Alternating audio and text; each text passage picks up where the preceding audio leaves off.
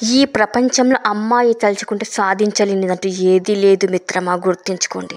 ఈ ప్రపంచంలో ఆడవాళ్ళకున్న శక్తి మరెవ్వరికీ ఉండదు, లేదు.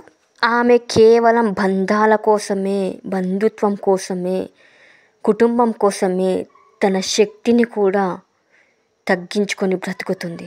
బంధాన్ని పక్కన పెడితే ఆమె కంటే శక్తివంతురాలు ఈ ప్రపంచంలో ఇంకెవ్వరూ ఉండరు మిత్రమా.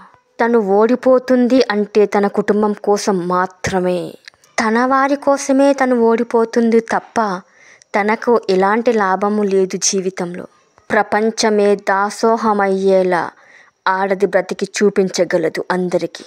కానీ తన కుటుంబమే, తన వాళ్ళే తనను దూషిస్తుంటే తట్టుకోలేక చచ్చిపోతున్న వాళ్ళు ఎంతోమంది. ఆడదాన్ని తక్కువ అంచనా వేయకండి ఎవ్వరు కూడా.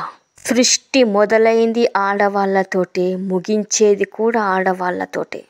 అలాంటి ఆడవాళ్ళందరినీ గౌరవించండి. జీవితం అనేది చాలా విలువైంది మిత్రమా. ప్రతి ఒక్కరూ వారి వారి జీవితంలో సంతోషంగా ఉండండి, కానీ ఇతరుల సంతోషాన్ని పాడు చేసి మాత్రం సంతోషంగా ఉంటాము అంటే ఆ దేవుడు చూస్తూ ఊరుకోడు, ఎవ్వరికి కూడా శిక్ష వేయకుండా మానేయడు. ఒకవేళ మీరు ఏ రోజు తప్పించుకున్నా ఏదో ఒక రోజు ఆ దేవుడి నుండి తప్పించుకోలేరు మిత్రమా, గుర్తుంచుకోండి.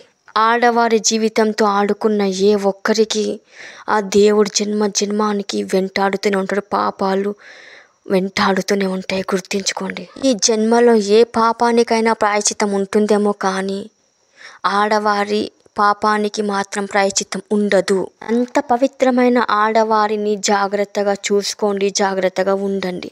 వారితో మీరు ఆడుకుంటే మీతో ఆ దేవుడే ఆడుకుంటాడు. మరి మీరు చేసే పాపము ఎవ్వరూ చూడలేకపోవచ్చు, కానీ మీరు చేసే పాపం ఏంటో ఆ దేవుడు ప్రతి క్షణం చూస్తూనే ఉంటాడు, గుర్తుంచుకోండి.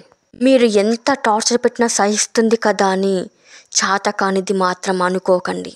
ఆమెకు పెట్టే ఆ పాపం మీకు జన్మాలకు వెంటాడి ఉసురే తగులుతుంది. దేవుడు అందరికీ జీవితాలు ఇచ్చాడు మిత్రమా. అందరూ బ్రతకాలి, అందరి కోసం. ఎవరెవరి జీవితాలు వారికి నచ్చినట్టు బ్రతకనివ్వండి. మీకోసం వాళ్ళ జీవితాలను నాశనం చేసే అధికారం మీకు లేదు. జీవితం మీకు మాత్రమే విలువైంది కాదు కదా, వాళ్ళకు కూడా విలువైందే కదా. ఈ సమాజం ఆడవాళ్లకు కట్టుబాట్లు పెట్టకుండా మగవాళ్ళకు పెట్టింటే చాలా బాగుండేది.